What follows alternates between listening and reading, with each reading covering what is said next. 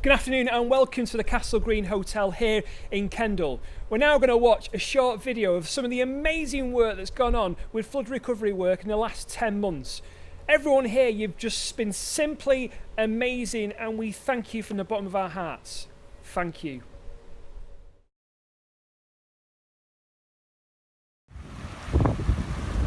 This is Sunderland's Road in Kendal. About 15 to 20 houses that have been flooded. It just keeps raining and it's just rising and rising and rising. And just hope it stops soon. Never seen it like that. I've lived there 47 years, I've never seen it like that.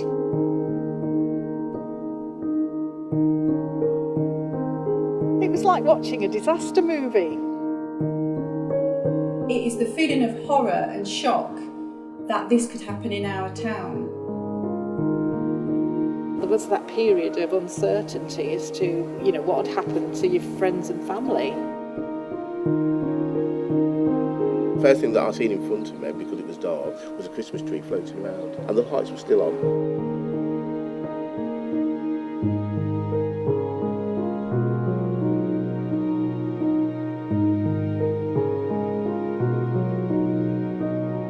You just realise the extent of the devastation. I think my life has been divided into before the flood and after it.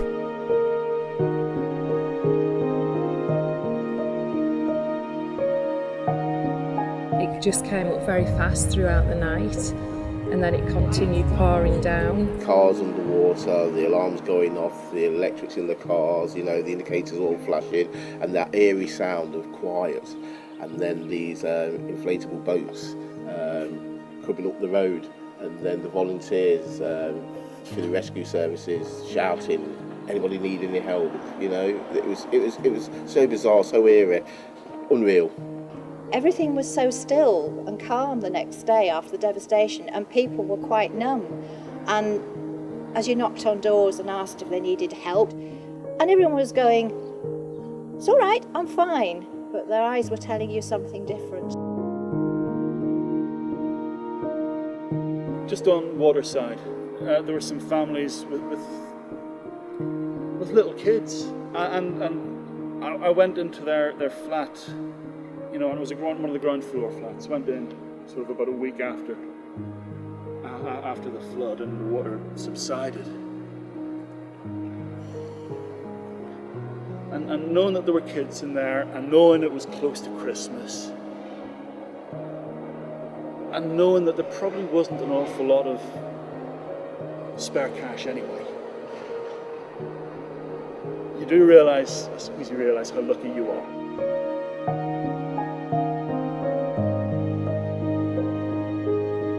How far did it come up? It was carnage. We were about up to here.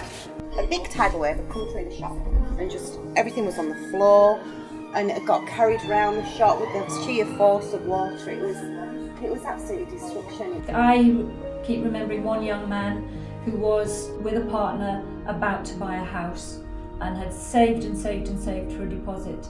He didn't just lose the home he was living in, he lost his job, so lost the mortgage on the new house, and ended up separated from his partner, sleeping in his car in December. It's just horrendous that you can lose so much. But they needed time. That's what they needed. They needed people who could give them some time so they could talk through what's happened to them and talk about what they needed for the future.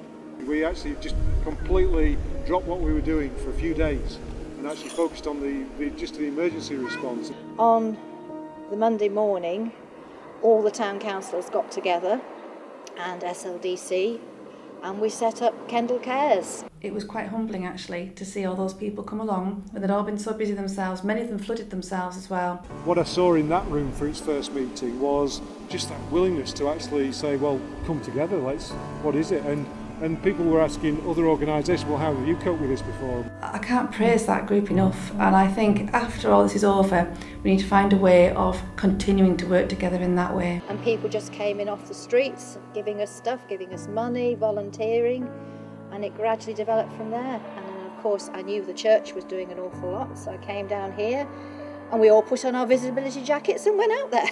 You went round knocking at doors to help people and to see how you could do, and Jean opened the doors to sort of offer food and coffee. I said to the church, well, why don't we open the doors and have drinks, once we could get in here. And so when I went down to Asda to get some milk, I thought, I'll get some bread and cheese and eggs, make some sandwiches and perhaps some soup as well. So we came back and word soon spread, and we're having over 200 a day. We've had donations from Spain. And local people have helped with money as well. And we had lots of volunteers, particularly people who weren't flooded, who came to help as well. So our most amazing benefactor has been Cheryl. Yeah. And I don't know what we would have done without Cheryl.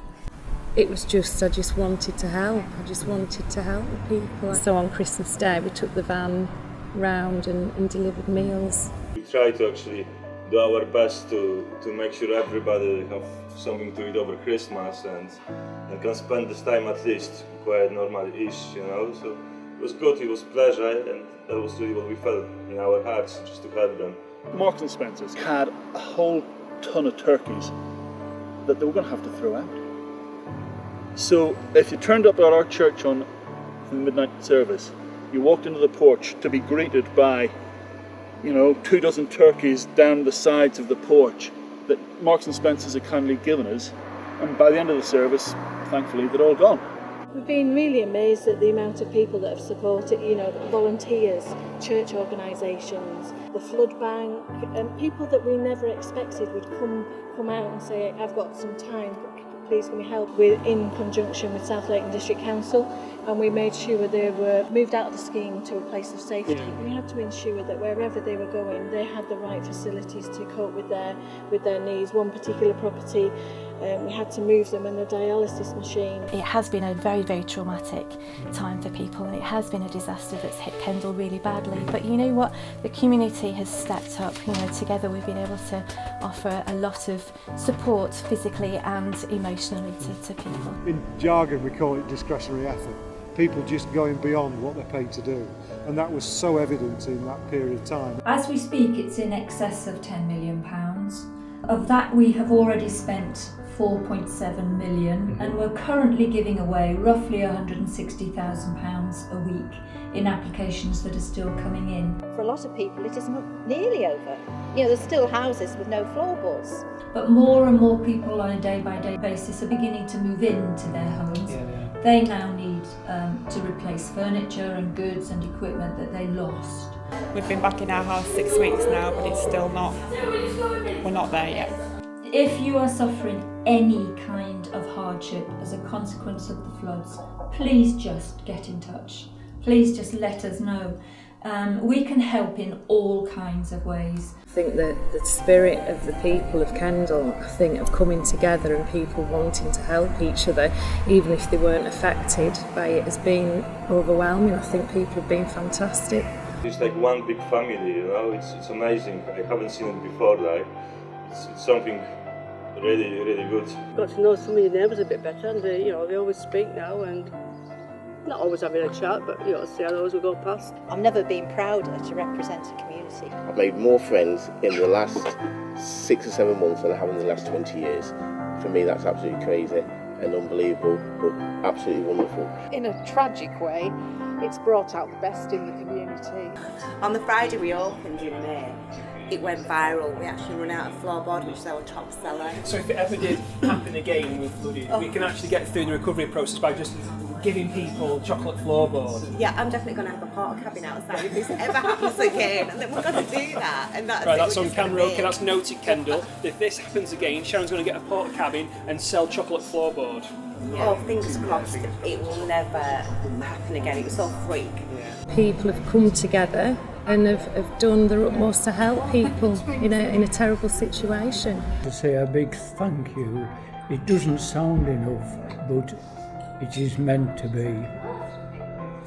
You've simply been amazing, all you volunteers that have given your time and energy generously. We thank you from the bottom of our hearts. Kendal, you are amazing. Thank you for everybody's sort of inputs to their communities. I'd just like to say you've been amazing. I would like to thank the volunteers from the bottom of our hearts for their support and the love. it meant so much in a really dark time, and you deserve lots and lots of thanks. Thank you. We could not have done it without the volunteers. Without them, we can't move forward, we can't do everything. The Environment Agency can't do everything on its own, and their help has been massive. One of the amazing things has been the number of people who have been prepared to do things on top of what they normally do. Amazing people that have risen to the occasion and have been absolutely wonderful. And to each and every one, well done and thank you. And may God bless you as you have blessed others. I'd just like to say a huge thank you to all those people and all those organisations who've contributed to this fund. It may have gone off the headlines, it may not be a big topic of conversation anymore, but people are still suffering, they're still not back in their homes, and they're still fighting to rebuild their lives. They couldn't have done it without you, and we're so grateful for all your help.